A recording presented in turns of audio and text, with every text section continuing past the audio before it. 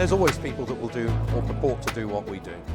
And we welcome healthy competition. We think it's good. There's enough room out there for everybody.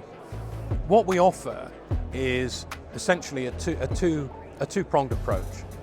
So we can cater for the FCA and regulatory and compliance needs of large and small organisations, both those that want to be directly authorised with the FCA, which means that they take full responsibility for everything they do, and we just support them from the sideline as a consultancy type proposition. But then also there are firms, particularly small to medium-sized businesses, for which the cost and the upheaval of going through that direct authorisation just doesn't make it worthwhile in terms of the ROI for the finance that they will provide. So we hold the necessary regulatory authorisation to be able to offer finance ourselves, but we don't. We allow other firms to operate under our regulatory licence so that we then guide them in how things should be done correctly in accordance with the rules. And that's a much more attractive proposition for a number of reasons. For small to medium-sized businesses, it cuts the cost, and it means that essentially they're outsourcing all of that compliance responsibility to us.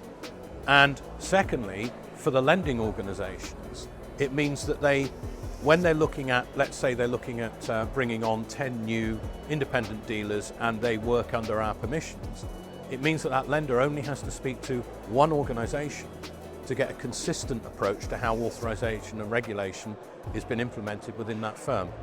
The average customer to where we will add the most value is a small to medium-sized, family-owned, independent dealership, maybe 20 to 30 cars on the forecourt, where they want to offer finance as a way of assisting the movement of the metal off the forecourt, but it's not a mainstream activity. And we can offer that to them as a highly cost-effective option without the rigmarole of being directly authorised. What some people may think is that, okay, small business like ours or whatever, we'll just go straight to the Black Horses of this world or the Man Islands or whatever. And that's fine, but what they'll find that if they're approaching these finance providers, the finance providers will want to undertake due diligence on these small dealerships. And in most cases, the small dealerships won't have the necessary controls, oversight governance regimes in place to satisfy the due diligence requirements of these larger finance providers. So we don't act as a replacement to those finance providers. In fact, we open the door for the smaller dealerships to those finance providers because we're known to a few of them. And it gives comfort to the larger finance providers when that dealership says, we're dealing with Citrus Funding or we're dealing with Paxen. We are incredibly optimistic for the next 6 months. There's lots happening with the FCA and regulation, but also the used car market particularly is incredibly buoyant. The costs of borrowing money is reducing. There's lots of options for finance out there.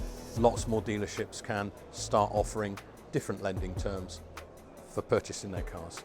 Because of the permissions that we hold, it doesn't matter whether the dealership wants to offer purchase finance or whether they want to offer leasing on electric vehicles or other vehicles to personal customers, even as a replacement for a company option under salary sacrifice. We can help them with a route to the finance provider for that.